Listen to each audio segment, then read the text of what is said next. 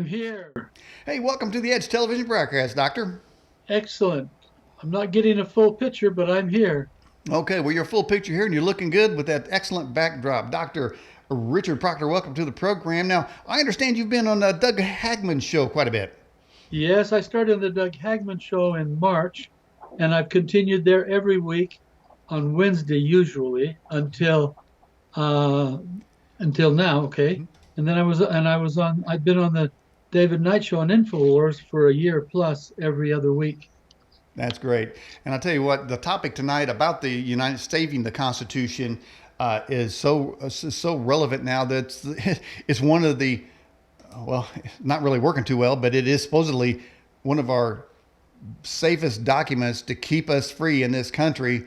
But I think it's been rather ignored and its power has been reduced. So, Doctor, we want to talk to you about that. Now, how did you end up starting to research the U.S. Constitution to begin with? Well, that goes back to, well, I guess I started researching all of the information that's been published. I started doing that in 1960s, and I've been compiling information in my mind ever since and teaching and talking about these two subjects, i.e. the problems with the Constitution and the country, and the economics portions.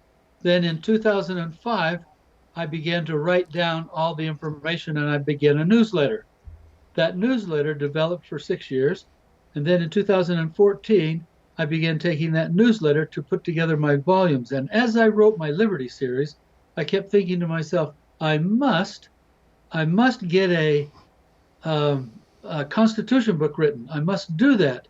And I must go right back to the Constitution that was written in 1787 and explain and do that one. So as soon as I finished my econ books, I started in 2018, and started writing the Constitution book.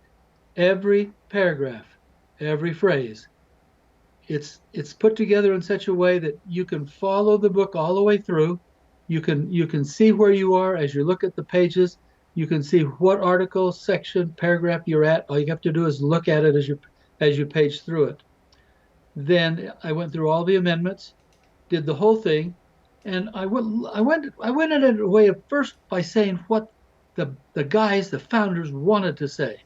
I have a reference book here, 5 volumes, 8.5 by 11, 2 inches thick each of them, small print, double columned, that gives a I don't want to say complete, but a very good analysis of all the stuff that went on in the convention, in the Philadelphia Convention. So here we are in the Philadelphia Convention. It's going along. They're doing their thing, and they decide to. Well, let me just explain one thing that happened there. The convention almost broke apart in during that period because the small states and the big states, or the Federalists and the Anti-Federalists, as it came to be known, the small states and the big states could not come to a reasonable decision on how many representatives each House representative, how many people each House representative should represent.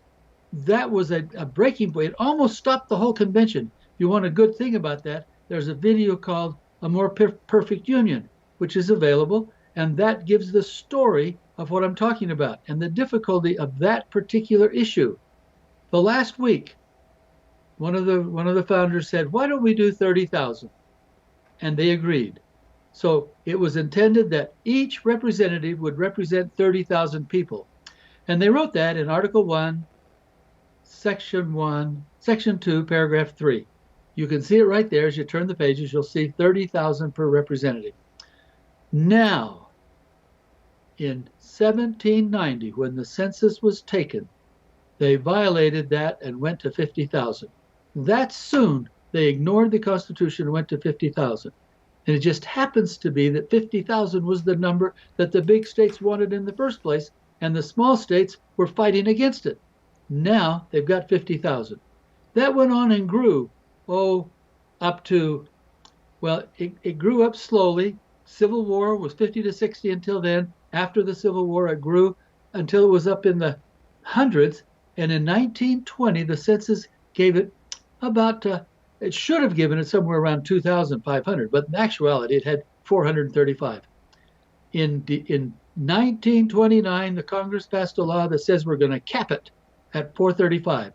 That law does not supersede the Constitution. Article 4, Section 1 says the Constitution is the authority of the land, and any law that Congress passes that's in accordance with the Constitution becomes law. But if it's not in accordance with the Constitution, it does not. Mm-hmm. So that 29 law doesn't apply, or it shouldn't apply, but we did it anyway. Now we have 435. Now the convention broke apart on the argument between 30,000 and 50,000. Today, it's 750,000 per representative. That's why they won't listen to us. That's why we can't get anything done, because we don't have any say, because those guys listen to 750,000 people to make their decisions. No. They make their decisions on what they want to do, not what we want, because we can't get a voice to them, and they don't pay any attention. Mm-hmm. They watch the money. So that's why, we say the Constitution's been breaking apart. It started in 1790. That was the first major violation of our Constitution. Mm. And they seem like they've been violating our Constitution ever since. Is the Constitution the last safe, best document to keep us free, or is it totally irrelevant now? Oh, it's the last best to keep us free. If we would follow the Constitution, just so simply, if we would just follow what it says. Let's just take one amendment. You guys know about the 16th Amendment. That's the IRS. That's the income tax. That's the tax bill. Oh, I don't know if you're familiar with Black's Law Dictionary.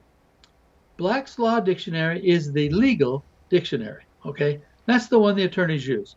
And the Supreme Court has gone through and defined things over and over and over. In fact, they convoluted the definitions. But if you take the definition of an amendment and you strip off all the Supreme Court decisions that are encased in it in parentheses, strip that all out, you'll find that there are two types of amendments: court amendments and contract amendments. If we strip out the court amendments and leave just the contract rules, the laws about contracts, if we just strip out it down to that point, contracts that are written and signed by two parties or three parties, however many parties they are, have certain rules. One rule is amendments can change, can add to, amendments can add to, not change, add to the contract. Amendments can correct errors in the contract, but amendments cannot alter the wording of the contract at all. Mm-hmm. Doctor, by the way, a few more people joined us in the live chat. Scott Richardson, Overbuilt Automotive, and Kimberly Miller, all welcome to the early edition of the show.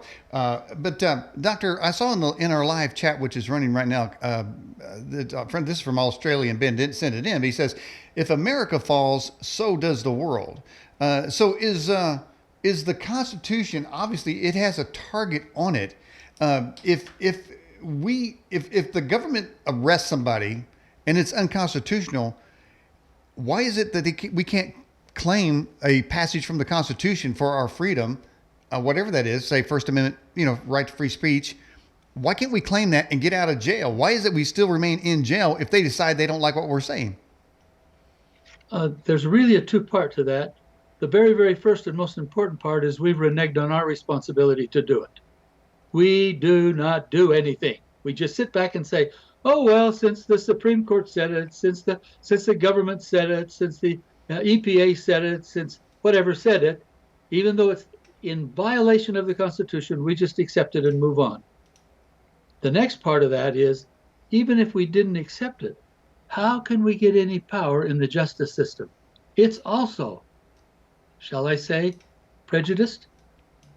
Now, the question is, how does that occur? And that goes back to a simple organization we call the Federal Reserve. The Federal Reserve. That is the bane of our existence today. It's the worst thing that ever happened. We should put black cloth around the year 1913. Black cloth around that year. If we could just go back and erase that year, we would have saved our country much grief. First thing that happened in that year was the passing the amendment, the 16th Amendment. First thing that happened. Why? Because the 16th Amendment placed the tax burden directly on the people. The Constitution says, and I'm going to read from it here. I want you guys to literally hear what I'm reading. Good. Listen up. Representatives and direct taxes. Did you hear that term, direct taxes? Shall be apportioned among the several states which may be included within this union, according to their numbers, which shall be determined by the whole number. A lot of stuff goes on. Okay. Representatives and direct taxes shall be apportioned. Now let's go to the 14th Amendment. Little 14th Amendment out here. Let me see. I've got to fix this up a little bit. 14th Amendment says, and I'm going to read it, and I want you to listen close to see if you can see something that was different. Representatives shall be apportioned among the several states, according to their respective numbers. What happened? What did that amendment do? It laid the groundwork to remove direct taxes from the states and put them on the people. And the Supreme Court, in their wisdom or their prejudice or whatever it is, said in 1916 that that's constitutional.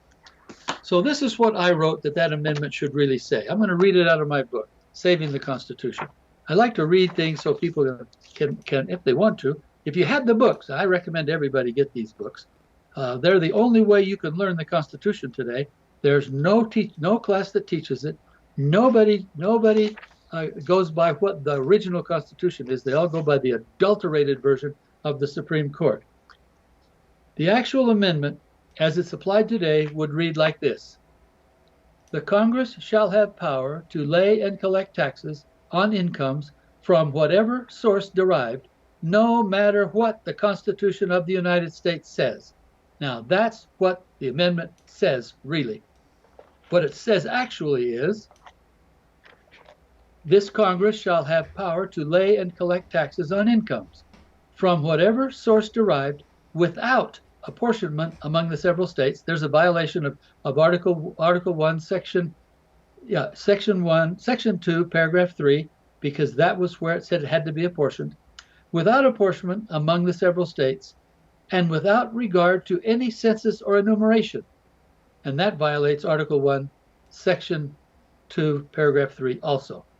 So you have that right there, easily read, easily understood, that it violates the Constitution as written. It is not constitutional. So what can we do about it? Well, we could raise up, we could yell and scream and holler and whatever. Let me give you a huge, hugely difficult, but can be done process. The first step you have to do is understand the states' rights. The states' rights are very clear, and they have everything, every right that's not listed in the Constitution. It's not, let me say that over again. I'm going to read Amendment 10 so we can get it right. I don't want to confuse the issue here. Amendment 10 says, the powers not delegated to the United States by the Constitution, nor prohibited by it to the states, are reserved to the states and the people. Now, just a minute. What does that say? If there is a power, well, what? Social Security. I'm going to pick on one. Social Security, not delegated to the United States and not prohibited by the states, is reserved to the states.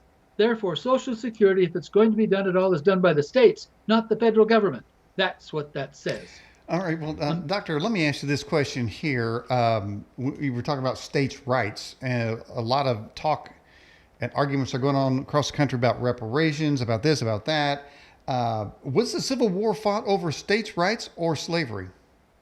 It started over states' rights. That's where it started. It didn't change to slavery until about 2.5, 3 years into the war. States' rights was the big deal. The South was mad because the North had tariffs and the North commanded the trade, and they were getting the shaft in the South, and they didn't like that. They were having trouble selling their cotton, having trouble getting things back, and so they were angry.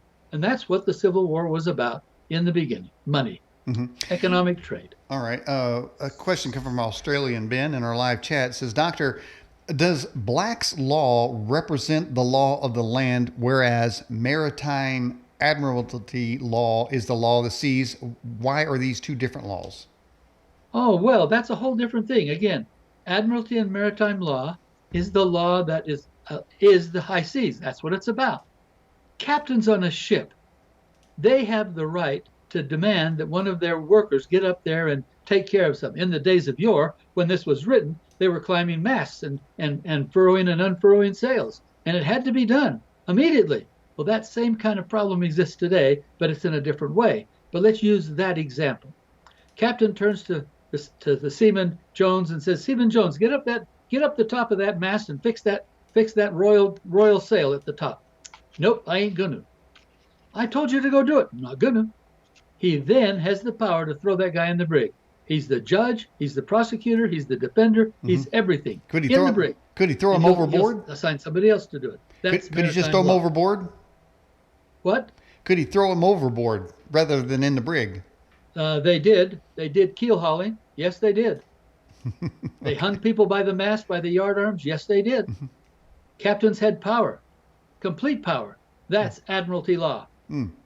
Now, what I'd like to recommend is that somebody go to the court tomorrow for on their speeding ticket. Who sits there? Is there a jury? No. It's a judge. The judge listens and says, "Okay, you're guilty. Here's the fine." Hold the phone.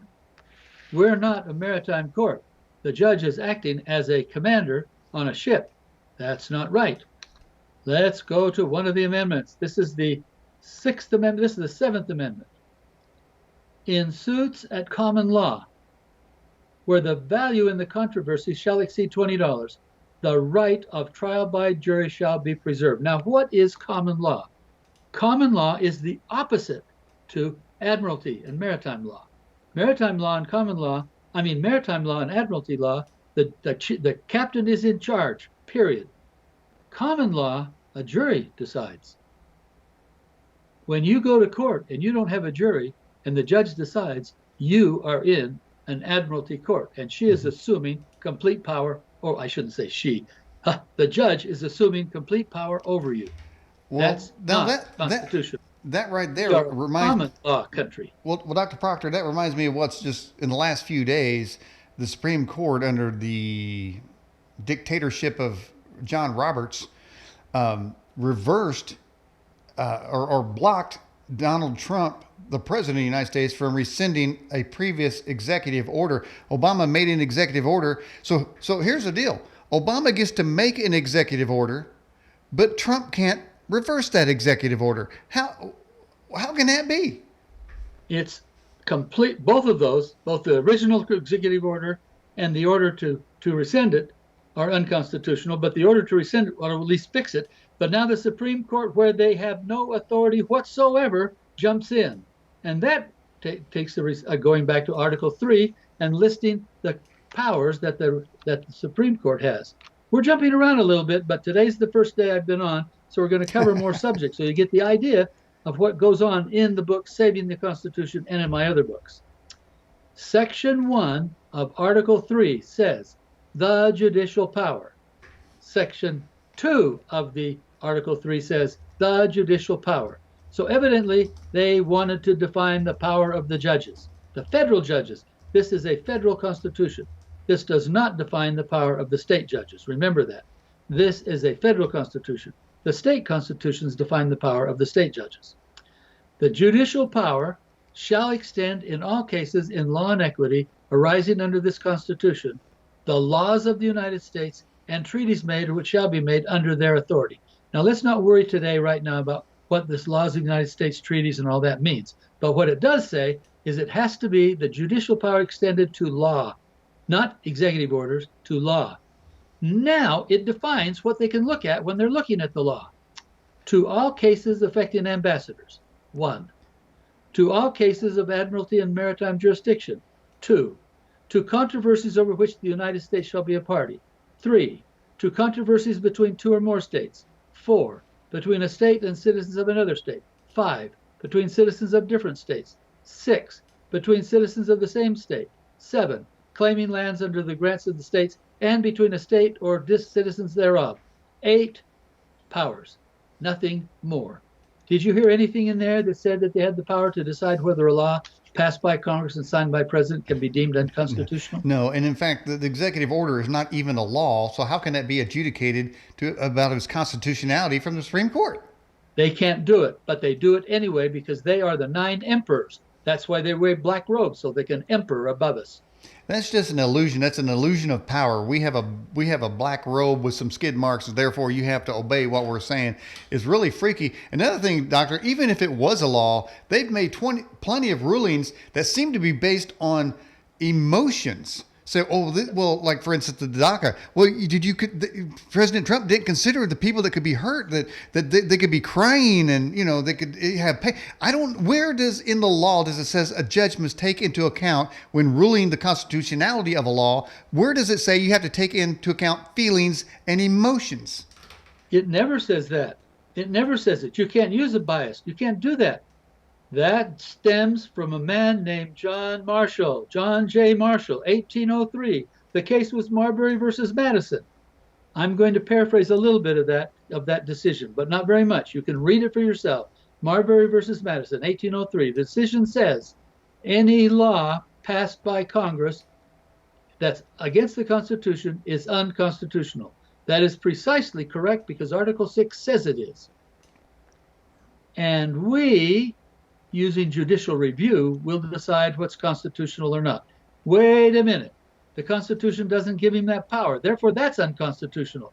So he says anything coming from the federal government that is is a law that's incorrect, is unconstitutional, but I'm going to do something that's not in the Constitution either, so that's unconstitutional. And that's circular reasoning, but nobody pays any attention to that. They just say, Marbury versus Madison.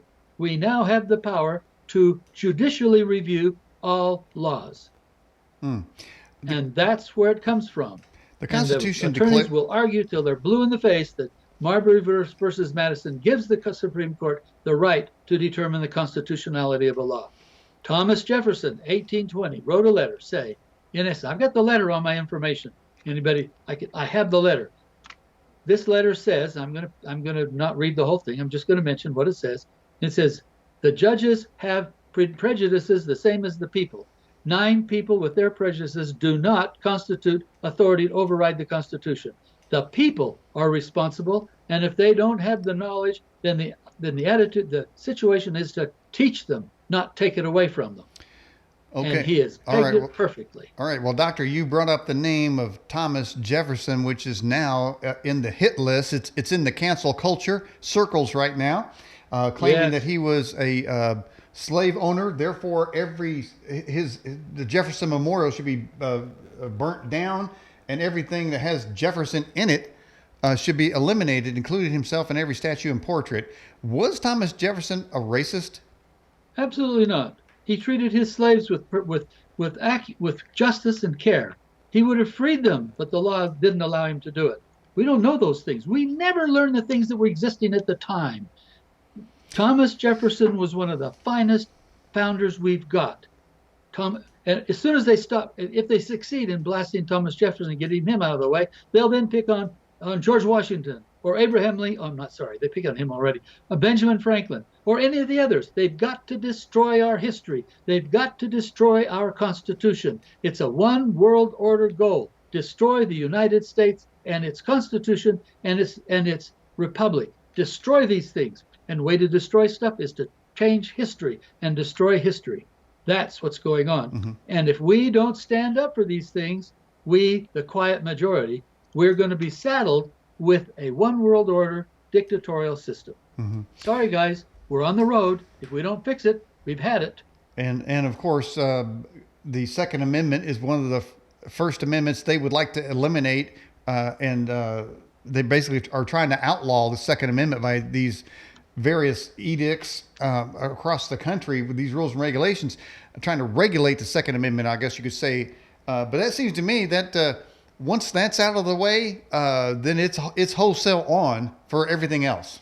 Yes, it is. But let me mention something that people don't realize. Again, I'm back to the real document, the Constitution of the United States.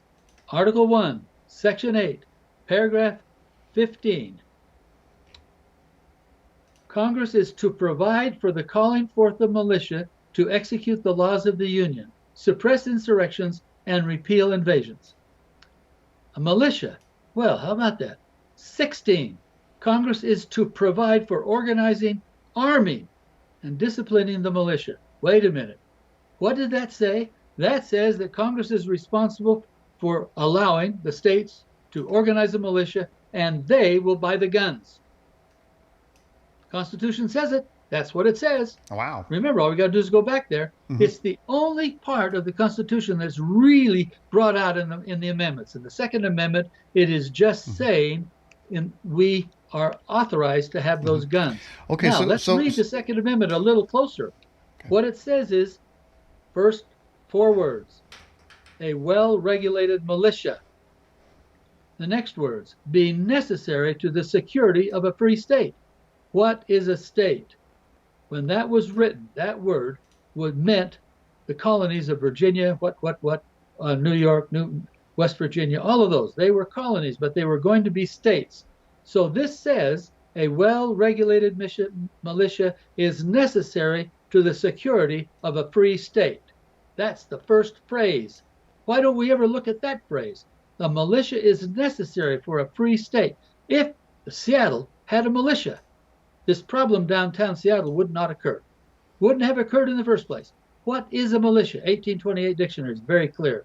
Every able-bodied man, and in our society that means every able-bodied person, and I don't care about the change of that. Every able-bodied man is a part of the militia. That's what the 1828 dictionary says a militia is. So when these guys wrote that, that's what they meant. Every able-bodied man. So if every able-bodied man in Washington State was in a militia, and the Seattle people that were in a militia, they would not allow these insurrectionists to destroy their town. They would go out and shut them down. They would never have gotten there. So it would be written. It should be updated to say every man, woman, and confused gender identity person.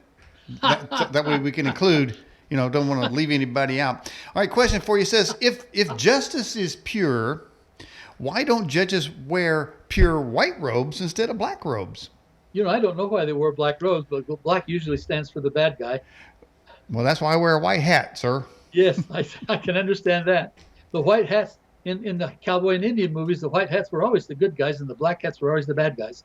I don't know why they want to wear black robes. It labels them a certain way. Now, let's get back to something else about these problems in the federal government. And actually, it extends to the state government. These problems aren't just problems of not following the Constitution. The problem stems from who's controlling them. How do they get elected? How are they controlled? Who is choosing the people that we can vote for in our elections? If we look at Article 2, Section 2, it says that the Electoral College chooses them.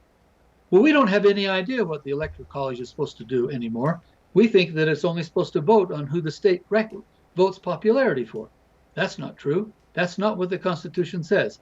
The Constitution, as far as the election of the president, has not been used since 1796. The violations began in 1800 election, when the political parties took over the election process.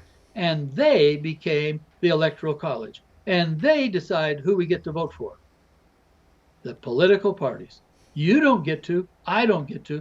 Nobody that votes can vote for who they want to. They can only vote for the two those people choose.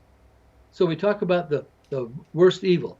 If it was done properly, okay, new subject, this is a big one. If it was done properly, I won't read it, it's a long section. I will just paraphrase what it says. Electors are selected by the state. They are represented, the numbers of them is determined by the number of senators and the number of House members there are in the Congress. Well, first you have to know how many House members, but let's not do that right now. Then the electors are to meet in their various states. That's what it says. And they are to vote, or I would put the word nominate because that's what they're really doing. They would nominate two people. One of them can't be in their own state. So West Virginia sits there, and their electors gather in the electoral college of their state, gathers in, oh, I don't know, the state house someplace, a building, a meeting. The people selected gather, and they each select two people. Those numbers are consolidated and sent to the state. The state puts all those numbers in a sealed document and sends it to Congress. The pro tem of the Senate leader, not the vice president, but the pro tem of the Senate, opens those letters, sealed letters, in the presence of the Congress. And they put up a big board and say, John got 3, Mary got 4, Mike got 5, and they add them all up and come up with a number. Then they add up and see how many there were, and then they see how many each person got in relation to the majority. Do you notice something? There's no media involvement. There's no rigmarole circus. There's no lying and cheating and stealing. We have statesmen nominating people who they think would do a good job, not people going out there and buying folks and buying votes and getting on the news and getting on the internet, getting in the media and yelling and screaming and talking about and looking good and promising the future. No, none of that. It's supposed to be done by the electoral college, and the electoral college would then vote, select, nominate 2 people each, and they would all go and be counted. Then there's a whole bunch of rigmarole in the section about what happens if the majority is not reached, what happens then, and there's a majority is not reached, it goes to the House of Representatives. Each state gets 1 vote. This is all very clear. It's not based on population, just each state gets 1 vote, and they determine who the president will be. Yeah. That's how it's done. Okay, well, Doctor, let me break in here. The parties have destroyed our country. Okay, so how is it that the party of diversity, as claimed to be the Democrats, passed up 4 black Americans, 4 or 5 women, and even a homosexual to get this cracker dude named Joe Biden who can't put a sentence together? How did they manage to get that guy to be their nominee? It's all pegged, planned, and done. Doesn't matter a bit who votes for who. Doesn't matter what the people do in their states. It's all fixed. It's all fixed. It's decided before the event occurs. Unless the people absolutely refuse the guy, then they decide on someone else. But it's the political party that decides, not the people. What do you think about all the talk about this mail-in ballot business? Okay, now you see that goes right back to what I just said. We shouldn't even have a ballot at all. Well, since now that's probably not going to change, we might as well talk about it. Yes, I understand. I know that. I understand it's not going to change. I'm just pointing out how serious we violated the Constitution. It has caused the entire problem of our state, of our federal government and our state governments. We have thrown it in the trash barrel. We claim to say it's the law of the land, and then we don't follow it at all. So what do I think about mail-in ballots? That all depends on the honesty of the openers, the honesty of the people that are counting. It all depends on whether or not they have to be registered. If they can register the same day they vote, then that's absolutely horrid, because I can register over and over and over again in county after county after county, and no one would know. I could go to every county, register, and vote in every county in the United States. There are 3,000 counties. I could do 3,000 votes. That's what mail-in ballots portend. And of course, that's what it could be. And as we've all seen, in almost every election, boxes of ballots just show up out of nowhere. They find them in parking lots. They find them in warehouses, and all these boxes they find all seem to be voting for one particular party. Isn't that strange? Yes, it is, and we pretend like we should go around the world and monitor other people's elections. Balderdash. We should be monitoring our own, but we won't do that, because then the wrong people will get elected. Because the people in power in Congress control who's going to be elected. The whole thing comes back to, why do these people do it, and what's the basis, what's the foundation for all of these people to select who they want to select and do what they want to do? How does that happen? Well, let's talk a little bit. This is a little bit of fiction, perfectly exact to what happens, but fiction. The elections occurred for the House of Representatives and the Senate. The freshman senators and representatives arrive in Washington, and they're met with open arms. and the powers in the Congress, both House and Senate, will sit down and group meetings, however, and welcome these people and say, we are so glad to see you guys here. We really appreciate what you're here, and you will undoubtedly bring new light and new ideas and a new breath to this Congress. And we want to help you in every way we can. We will help you get committees. We will help you do all these things so that you can wield power back to your states and help your states and help us as an organization. Now, for us to do that, we're just going to ask you to do one little thing. When we have something we need voted a certain way, we would like you to vote that way. Because if you don't, we won't support you and you won't get back in the House Right. or the Senate. Now, I'm sure that goes on. Every new person.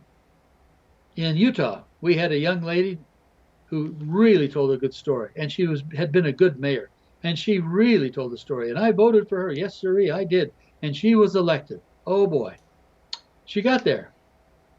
1st of January, she showed up. By the 5th of January, she had violated her promises to the people. Violated them 5 days. What? 5 days? That's all it took her? Why? Folks, that's because she had that little speech, and she wanted to stay in power in the House. Mm-hmm. Doctor, you're in Utah, right? Yes. So how is it y'all voted for Mitt Romney? He's a Mormon. How many wives he got? Oh, he just has one at the moment. Okay. But the point is, he's a Mormon. And the Mormons vote for Mormons. Solidarity. They don't care what he did in Massachusetts. They don't care all the flip-flops he does. They don't care what he is, what happens. They're going to vote for him because he's a Mormon. That's the same reason they're going to vote for John Huntsman to go back and become governor. He's a Mormon. Aha, get him. Yes, sir, we'll help him.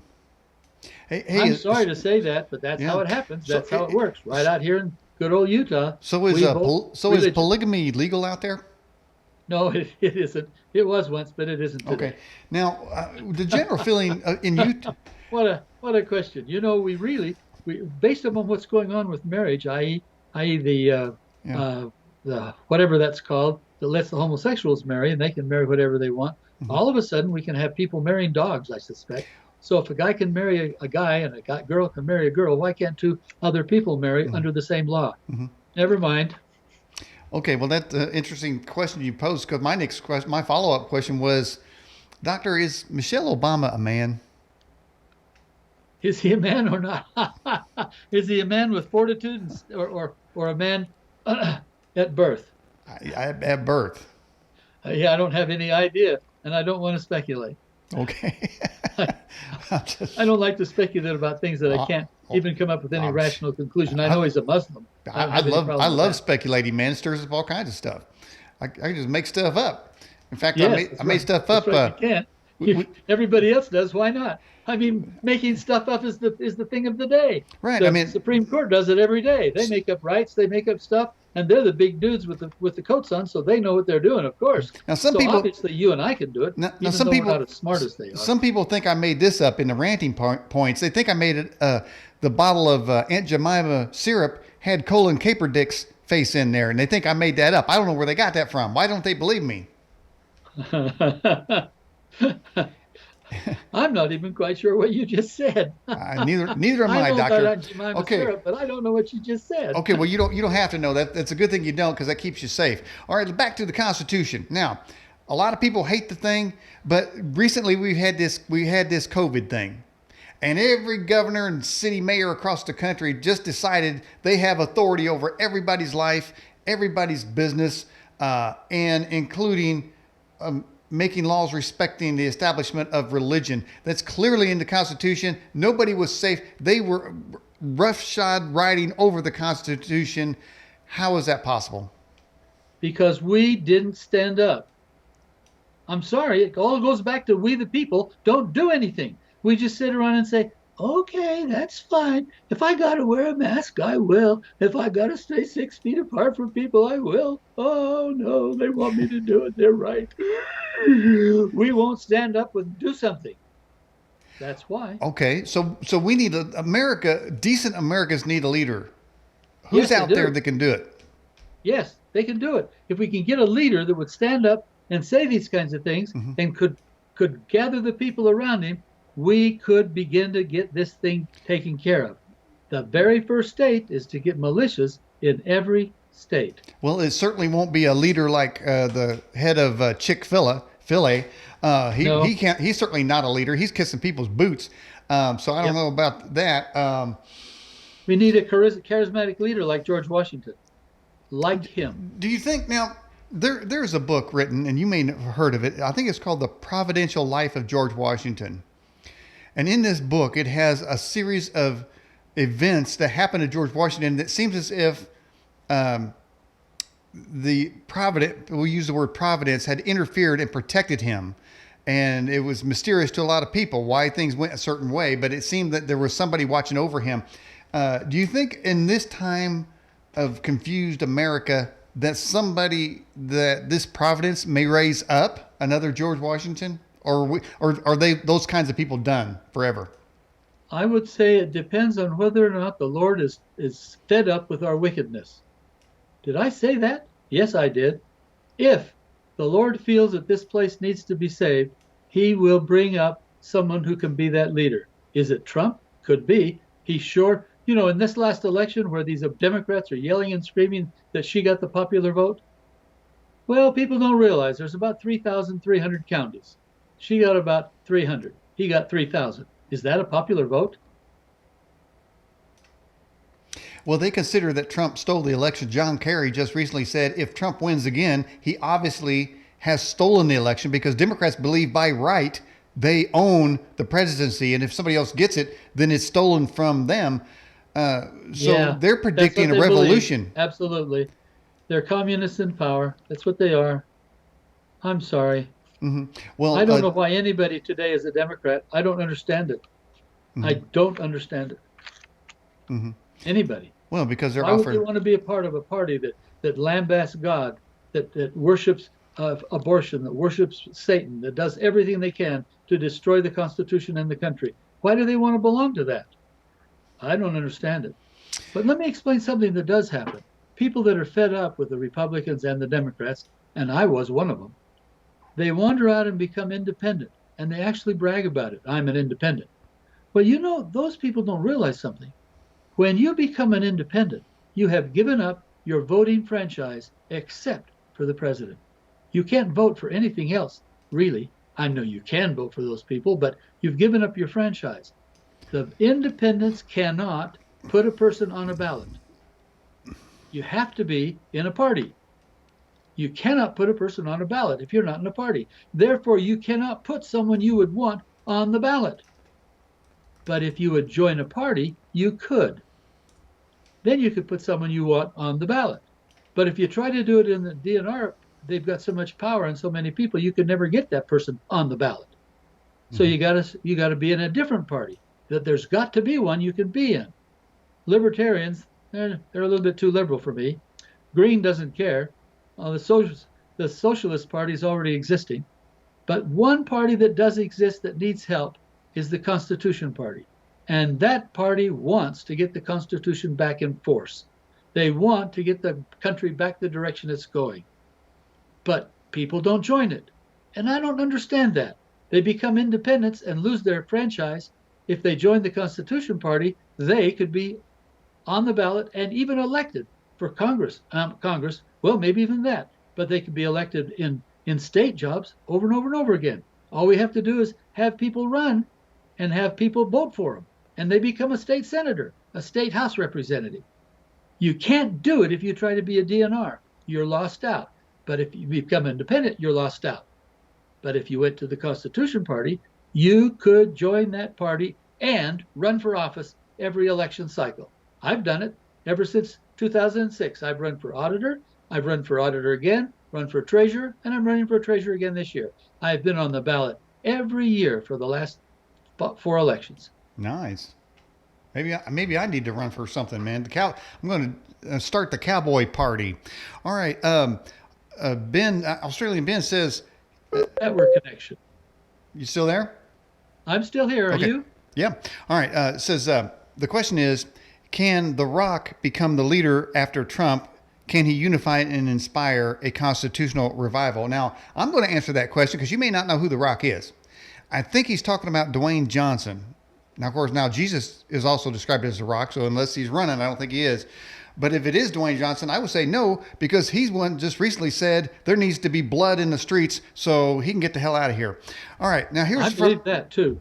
Get yeah. him out of here. I don't want blood in the street. No. All right. So, and a lot of Democrats do. All right.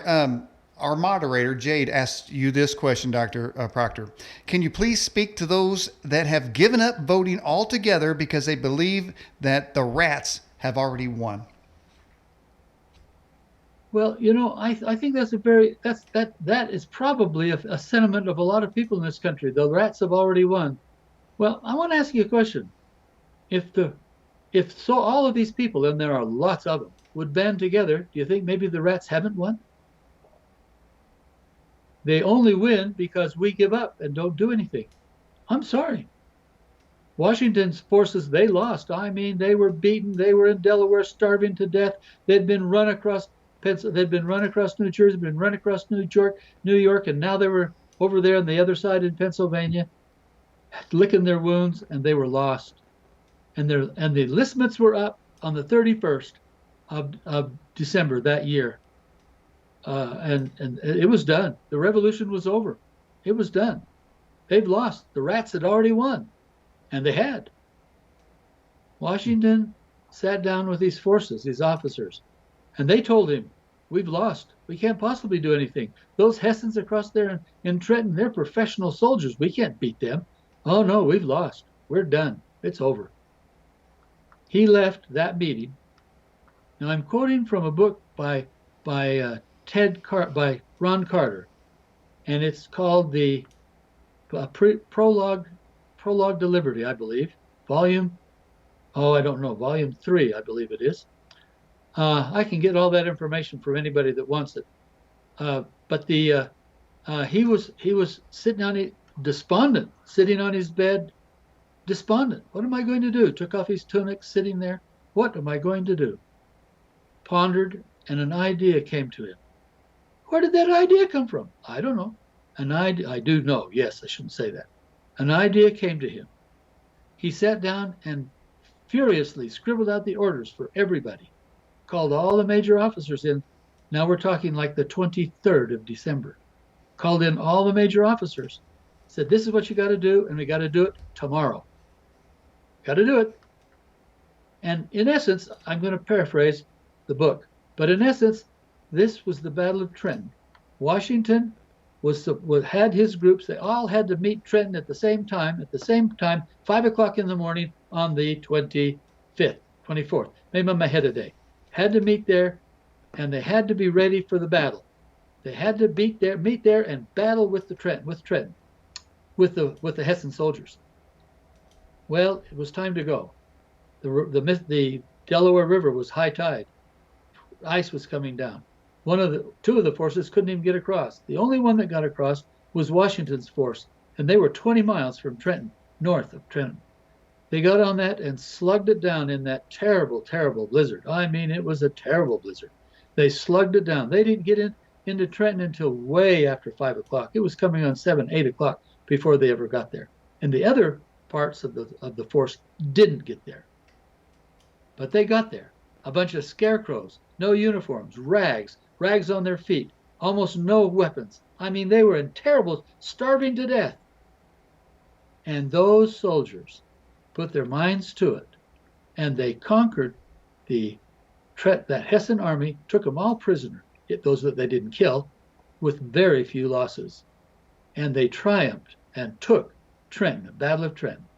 The same thing happened at Princeton, the Battle of Princeton, a few days later. This ragtag group beat the pride of the British Army and the pride of the Hessians. Why, they shouldn't have been able to do anything. Now, that's what I call divine intervention. I talk about that in volume 6 of my series. I talk about divine intervention with Washington, D.C.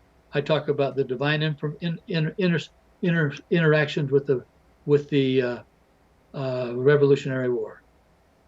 Jesus Christ wanted this country saved and put together. so that the Constitution could be written and freedom and democracy could be established somewhere in the world.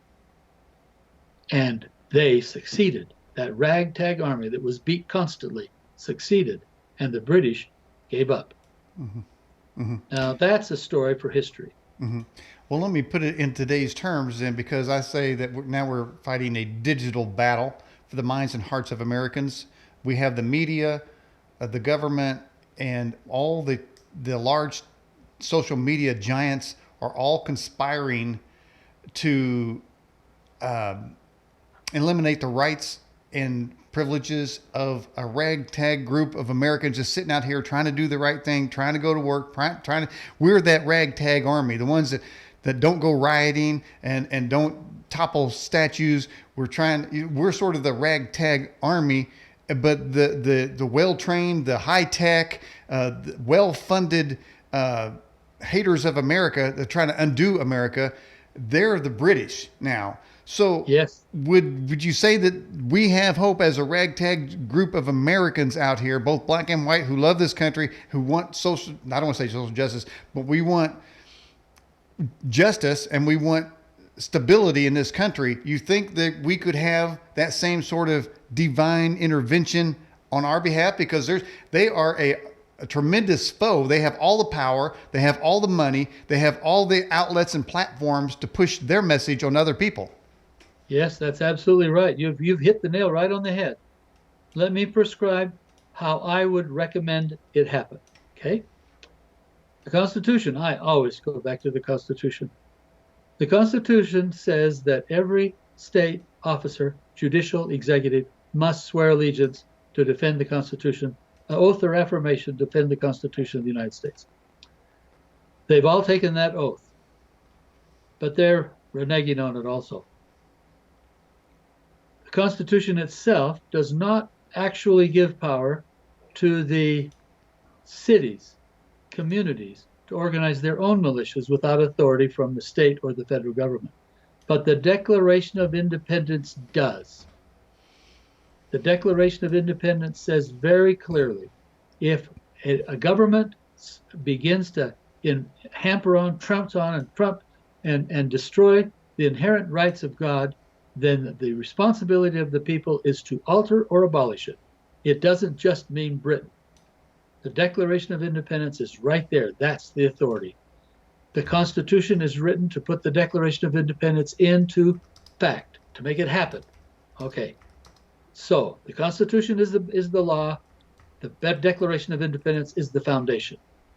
If the state won't do it, the federal won't do it, the community, the cities should do it. Organize community militias, not mobs, militias. How do you do that?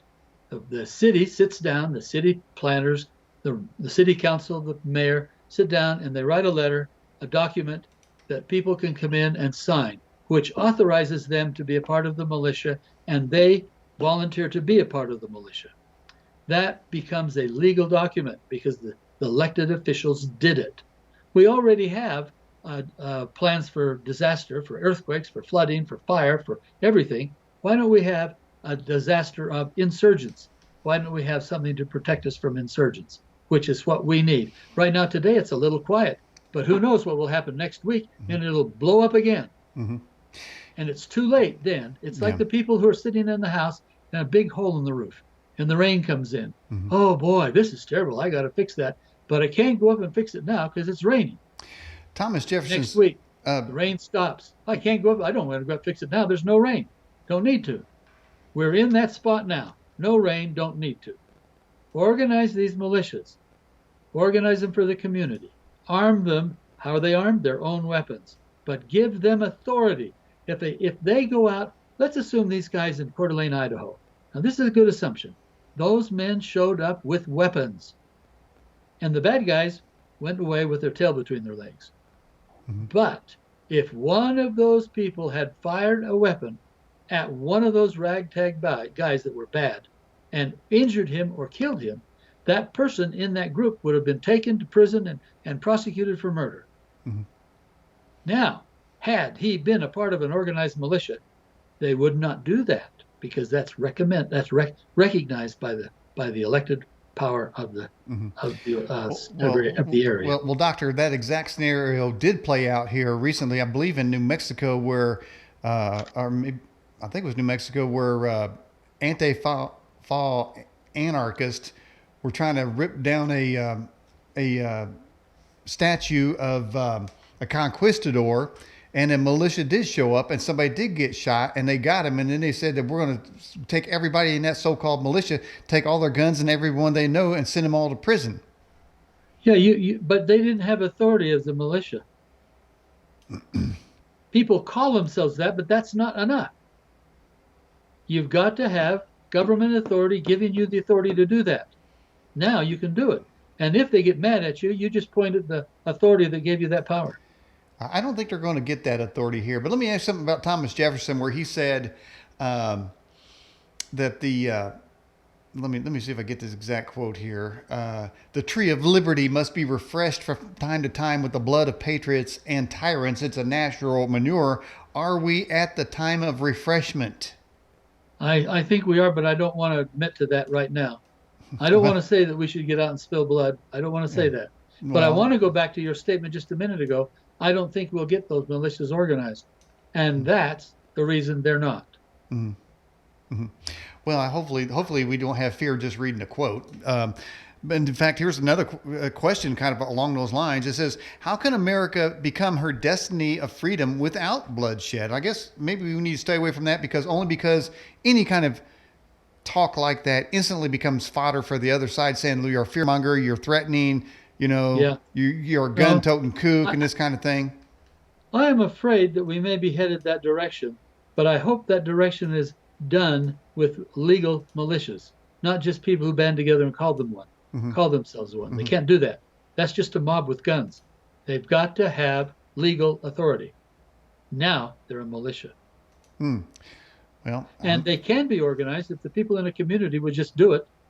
Those guys in Coeur d'Alene, Idaho, they should now that they've done what they've done, get into Coeur d'Alene, into the city offices and say, look, we want to be deputized, authorized as a militia.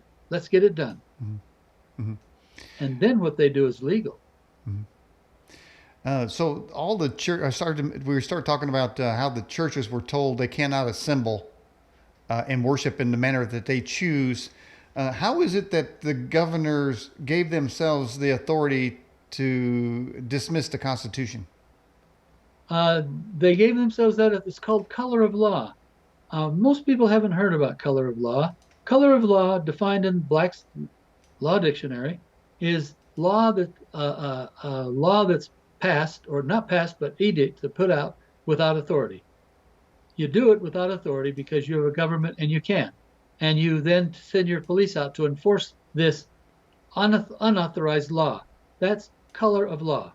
Section 242 of Title 18 from the late 1940s says that if a legal officer, I don't mean illegal, I mean an elected officer, a government, state, city, anybody begins to give edicts and laws and enforces them that in any way injures any person because of that law and that enforcement, any way injures them, then they're liable for fines and jail time, depending on the severity, fines and jail time for 1 year, fines and jail time for 10, fines and jail time for life, depending on the severity of what they do. It's all listed.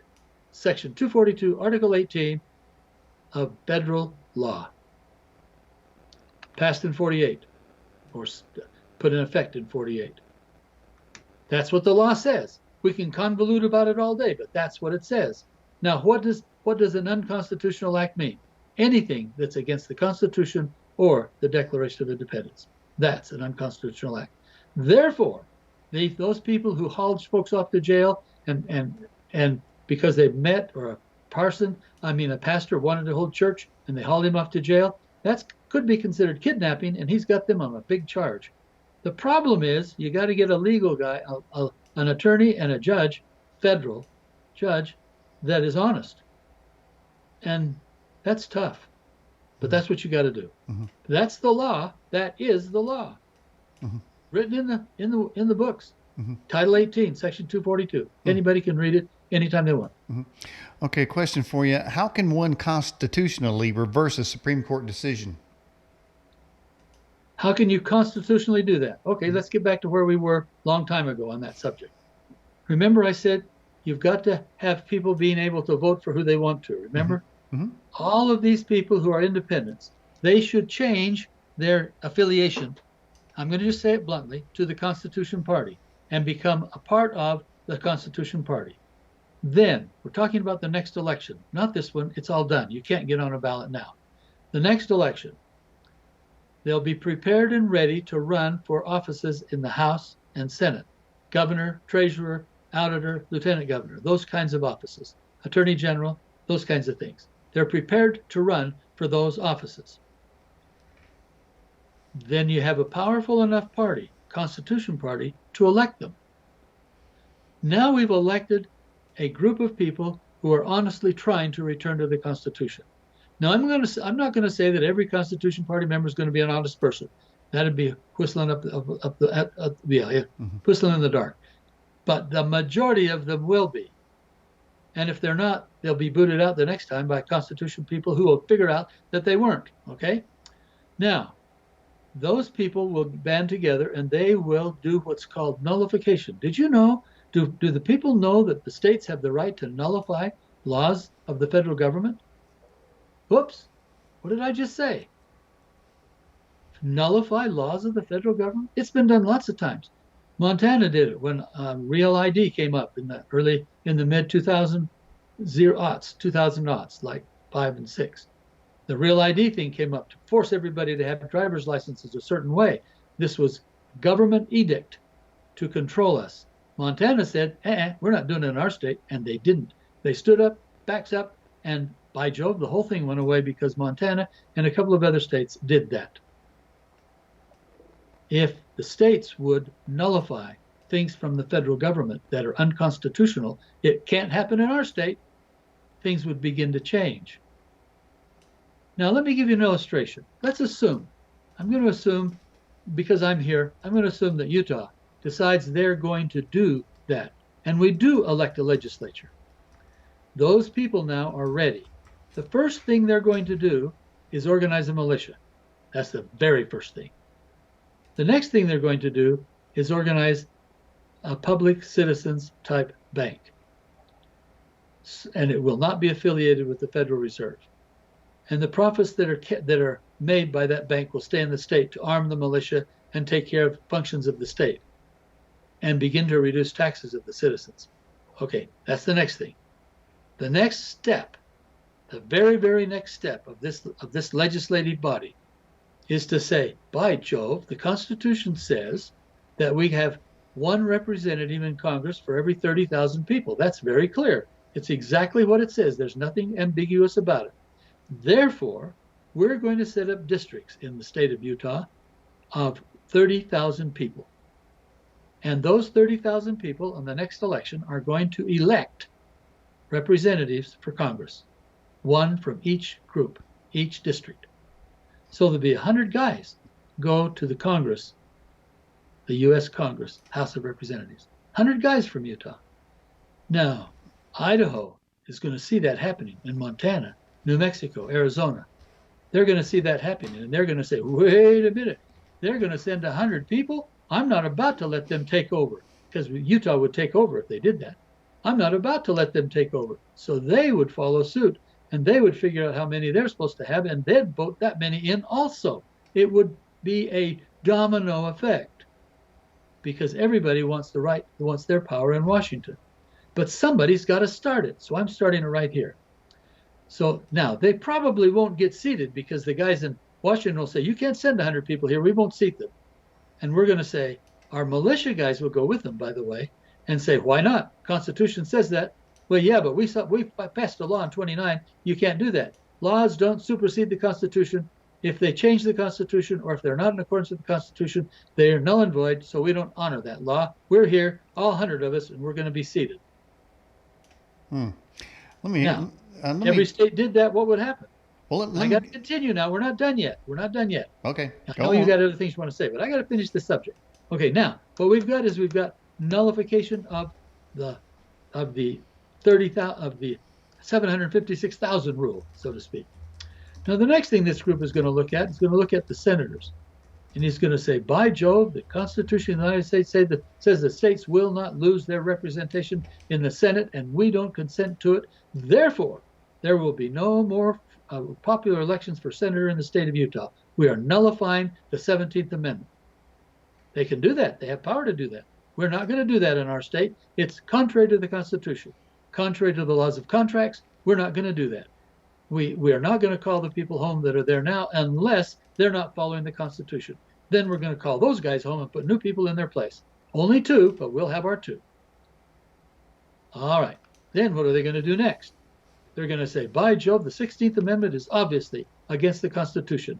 We'll nullify that. We'll nullify it by saying no person, business, or entity in the state of Utah will fill out a 1040 and send it to the federal government. Not one will do that. We pass a law. I won't do it. The IRS will come to me. You're going to throw you in jail because you didn't do it. Nope. The law of my state says that I cannot do that. We're going to supersede you. But our law supersedes. No, it does not. The Constitution does not give you the power to supersede something that's unconstitutional. So you can't do that. We are not going to do that anymore. And then the list gets long. BLM land, forestry land, all of that land, back to the states. People in the East don't understand what that means to the people in the West. But 2/3 to 3/4 of our states are owned by the federal government illegally. We want that land back. Mm. That's what these people can do to get our country back. And you know what? It would work.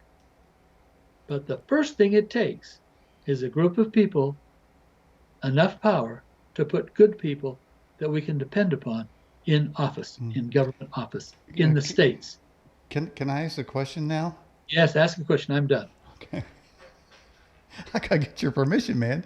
Okay. Okay, that's all right. Okay. Well, I take over these things all the time. Okay. I got a quote from your hero, Barack Obama. Oh yeah, he's my hero. I worship him. Here's the quote. Here's the quote. The war in court wasn't that radical. It didn't break free from the essential constraints that were placed by the founding fathers in the Constitution. I intend to succeed where they failed. Help me understand that. Did Obama succeed? That's the question. No. Read the quote again for me. The war in court wasn't that radical. Oh, the war in court. Okay. It didn't break free from the essential constraints that were placed by the founding fathers in the Constitution. I intend to succeed where they failed. There's a Constitution hater right there. Yeah, but did he succeed? He's going to destroy the Constitution. His goal was to destroy the Constitution. I'm going to ask this question now. What did the Warren Court do that he felt they didn't succeed at, or not do that the Warren Court didn't do? You're about to tell us. That's the civil rights stuff, isn't it? Okay. You know, we're in this problem. It isn't the Warren Court that's responsible for it. It's the people. It's the people that pass the laws. It's the people in Congress that pass the laws. The court doesn't have any authority to do anything in that issue. I'm sorry, we keep going back to the court, and its power doesn't have any. And back to the people. The people have got to fix these things. The people have got to. Well, so let's talk about that. We were talking about, is there a leader out there that can marshal the country to restore order and the rule of law and the foundational principles of the Constitution itself?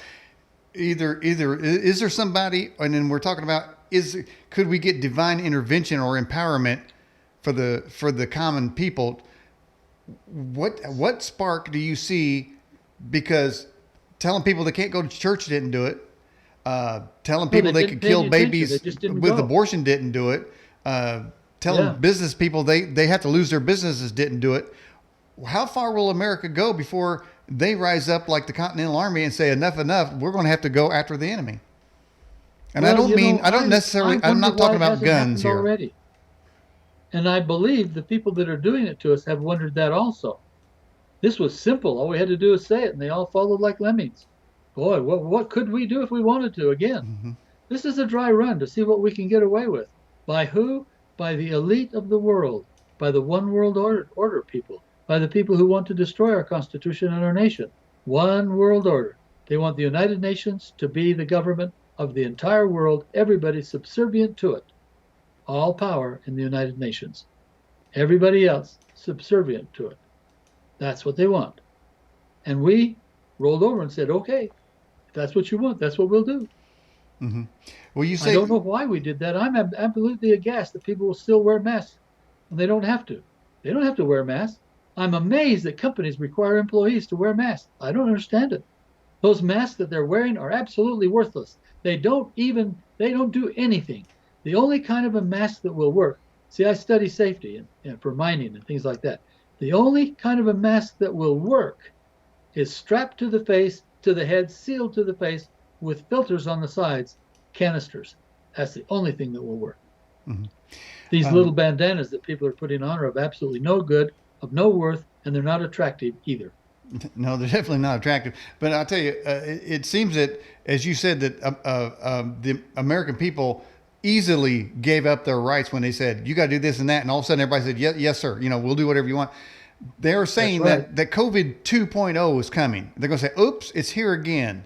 Yes, and we're going to do it again. Now, the president says that he's not going to shut the country down again. I'm sure the left is committed to shutting the country down again. You think that would spark some kind of conflict?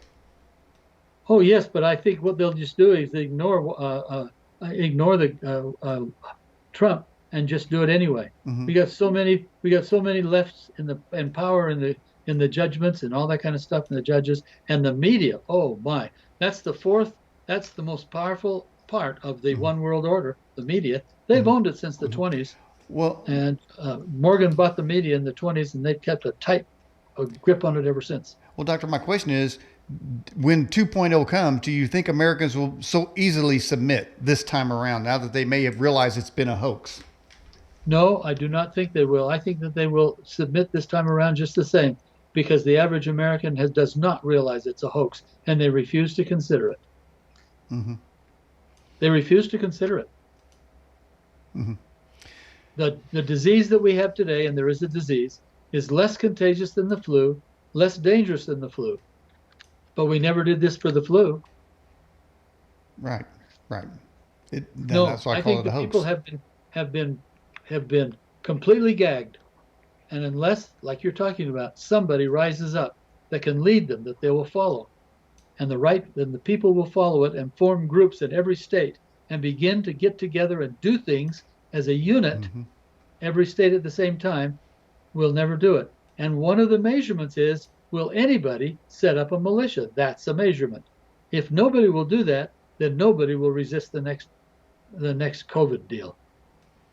And I'm pretty sure it's coming too.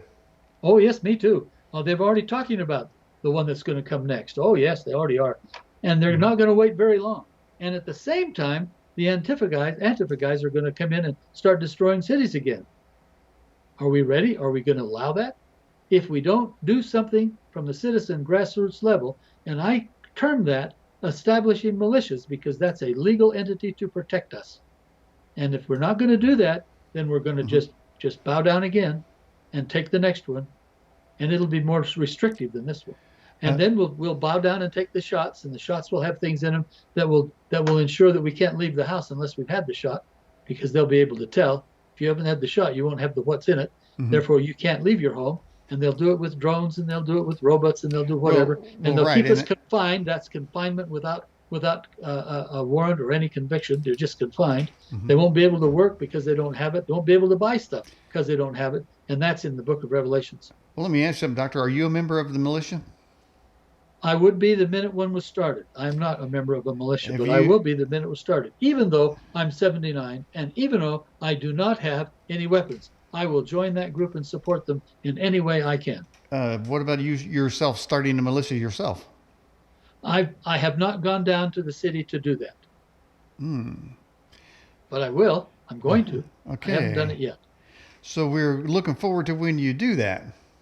Oh, are you guys waiting for me? If I do it, then the rest of the country will? You do it, I'll do it. How about that? Oh, that's fair. Let's do that. I'll go down and see them, and then I'll report back to you so you can go down and see them. Now, how many people can we get to commit to do the same thing? Well, Well, I'm all for it. We got to get this thing started. I'm right here in Indiana. It seems to me that in Utah there's a lot of gun-toting people out there. Am I Oh, there wrong? are. Oh yeah, we got gun-toting people here. You bet there are. Yeah, the deer are concerned about it. Uh-huh. The deer, are the deer out there running for their life? Yeah, well, they will be in deer hunting season. Yeah. Okay. Well, you talk about tracking COVID. There's already in people's phones hidden apps, and so people are already being tracked, Doctor. Yes, they are. Absolutely. I I was have purchased and have installed one of those keep your phone safe from the watchers. Yeah, and so now, do you turn your phone off, take the battery out? I mean, what kind of security do you put yourself in? At the moment, I have only been turning it off. I thought that was satisfactory. Then I discovered it was not. So I'm going to put it in one of those bags. Like I a, never have it on except when I want to use it. are you talking So about I'm like going to put it in one of those bags that seals it against it. I have those things for my credit card. You know those little chips. mm-hmm. I have all the credit cards I carry. I have in a folder so that they can't read them or follow them. I keep my passport in one of those whenever I travel. Are you talking about a Faraday bag of some kind? Yes, well, I'm not sure the name. The name, what it is, it's a bag that prevents these RFDI readings or RDIF or Yeah. whatever that's called from penetrating. You Mm-hmm. can't do it. Can't read. You can't read it. You put it, and I'm just waiting for the arrival because they were short on them because everybody wants one. Hmm.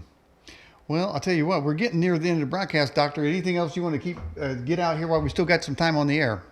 Oh, I think we have really covered stuff. I want to mention some things though. Okay. We've talked about a lot of material here today, and I've just been talking off the cuff, reading out of the Constitution and talking about it. Now, I have prepared a very inexpensive book called Saving the Constitution.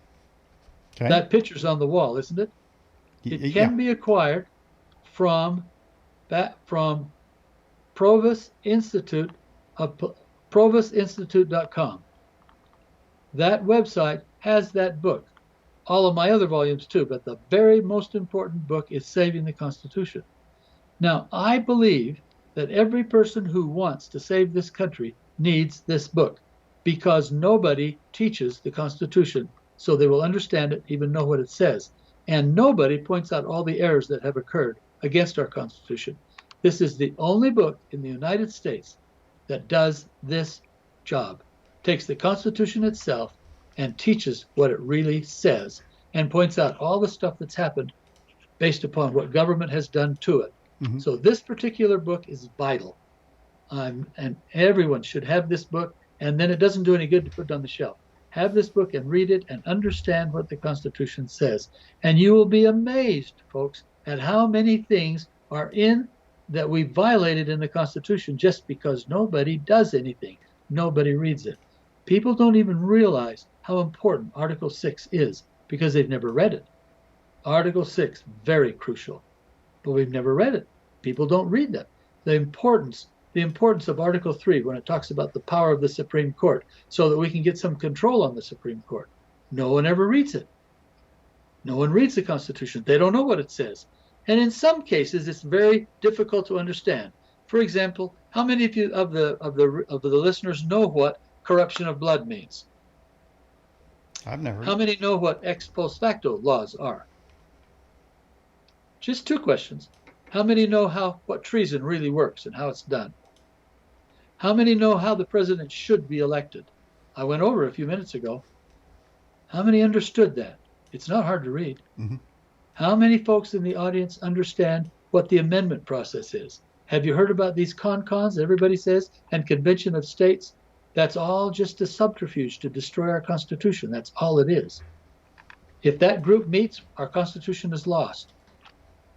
And the legislatures just keep passing approvals to ask for it. As soon as 3/4 of the states ask for that, they will organize it, they will pound the gavel, and we will lose our Constitution in its entirety. It will be gone.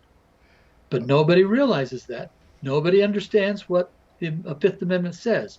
There are 3 ors in the Fifth Article 5, not the Fifth Amendment, Article 5. There are 3 ors in Article 5, comma, or, 3 of them. The first one says that the Congress can propose an amendment and have it ratified by the states, or the states can ask for a convention to propose amendments, or the states can have conventions of their own in their own states to pass amendments. And the third one is completely lost. Yet that's the one that they used to ratify the Constitution itself and the Bill of Rights. The third one was used for that purpose, but nobody even knows it's there. A constitution of states is just another way to say a con-con. A con-con is a constitutional convention. That's what con-con means. Is the one that will happen will be set up to destroy the Constitution we have. The minute a con-con convenes and the gavel starts, they are free to do anything they want. They are free. That's the way it works. Constitutional conventions can do anything they want. When the Constitutional Convention met for the Articles of Confederation, they had been given specific instructions. The gavel dropped. They didn't follow them. When the Philadelphia Convention met, the gavel dropped, and they threw all those instructions out and wrote their own. When this one meets, the gavel will drop, and the one we have will be thrown out completely. And the government, they'll write a new one, and the rights of all of our rights will come from government, and government will take them away. Ratification won't be 3/4 of the states. It will be a committee in Washington, D.C. They will change the ratification, just like the Constitution that we now have changed the ratification of the Articles of Amendment. Articles of Amendment ratification was 100% of the states or the colonies, 100%. Well, when they went out, they changed it to 3/4. This next one will change it to no states at all. The government in a committee, federal government in a committee. Folks, if that group meets, we've lost our Constitution that day. Then the only people that will have the Constitution are groups in areas that hold the Constitution up and say, this is what we're going to follow. We're not going to change our government. That is the only way it can be saved. And if those groups aren't there, it can't be saved. We'll lose our country. Mm. And on that prognostication, we have, let me see, what do I see on my little clock here? 7 more minutes. I could do more on those same subjects. Mm. Well, we'll tell you what, we have one more question for you from Rose. Yes. Says, what about the Patriot Act? They're putting innocent people on watch lists without a warrant or due process. That's right. The Patriot Act is completely unconstitutional. Completely unconstitutional. We only have it because we accept it. What did I just say? Again, we accept it. We are not putting up a fight about it. No state has nullified it in their state. Not one. Yet it's completely unconstitutional. They are putting people on watch lists. Who in this particular conversation is most likely to be on that watch list? It's me. But I can't check. I can show up at the airplane. They say, you can't get it. You're on the watch. You can't get on the plane. Mm-hmm. You're on a watch list. Mm-hmm. But I won't know it until that minute. Mm-hmm. And there's no recourse because the federal government has taken over our planes. I mentioned earlier that people, I know with Android phones, probably with iPhones as well, Google snuck in a COVID-19 tracker, and I'm going to show it right here if people could see it. I don't know if they can see it on my phone or not. Let's see if I can bring that up. But right there it is, COVID-19. Google snuck it into the software. Make sure that if you have a Android phone, and even your other, if you have an iPhone, make sure you're not being tracked by Google and then people under the guise of COVID tracking. It's just another tool the system is using to track us all. And you're right. And then, of course, if they say, hey, you went somewhere that you shouldn't have been, therefore your rights now have been eliminated and you have to do what we say. We're in a police state already, Dr. Proctor. Oh, yes, we are. We are in a police state. And we can only solve it by doing some of the things I've talked about. You guys know, maybe you don't know, we have a place in Bluffdale, Utah that's created by the government to keep track of all of this information. Everything that goes across the internet, everything that goes across the phone, everything that goes across your credit card, everything that they track in any way they can track you goes there on your account. And they have 3 zettabytes. One zettabyte is enough to record all the conversation of the world since the world started. 3 zettabytes. Bluffdale, Utah, to track keep all that stuff. Yes. Your book right here in my neighborhood. Your book says saving the Constitution. Are you saying that it can be saved when people are equipped with the knowledge of the original intent and meaning of it, or is there Yes, I am. how are we going to save it by knowing what's in it? By knowing what's in it and then acting upon what's in it. Yes. But you cannot act on something you don't know. You can never fix anything that you don't know is broken. You can't do a thing until you know what's happened to it. Mm-hmm. Unless you know what the Constitution says, you can't defend it. You don't have a right that you don't know you have. Interesting statement, isn't it? You don't know. You don't have a right that you don't know you have. Mm. Well, Dr. Richard It doesn't Proctor, matter that there are 27 rights in the Bill of Rights. Well, if you don't know them, you don't Dr. have Richard Proctor, we're out of time here, and obviously there's a whole lot more we need to cover concerning the Constitution. We need to get a lot more out of you. So can we have you back on a program here and talk again? Oh yes, any number of times you want. I'll come once a month. I'll come next week. Not next week, I'm busy, but I'll come the week after. But once a month is probably sufficient. You have more things to do. Okay. All right. Well, unless it's up to you. It's your show. I'll come anytime you ask. Okay. Well, sure. We really appreciate you coming on the program. What did you think about it, your first time on the Edge broadcast? Oh, I thought it went very well. I'm afraid that you were put out by my forcefulness in saying, "Stop, listen to me." But fun. It was fun. I get so carried away with these things. You're passionate. I want this information out. No, you don't get carried away. You're passionate, and that's great. We all need to be more passionate about the Constitution. Everybody needs to know that there's no shipping tacked onto my books. Well, there you go. They're $20, and I pay for the shipping myself. Okay, and they can get it from the website link that we have on our website, right? Yes, provisinstitute.com. Yes. Okay. All right, Dr. Proctor, we'll schedule time for you to be back. I appreciate you coming on the show. I appreciate being here. I get the word out. I want to do that. Thank you. All right. Thank you so much. All right, everybody. That was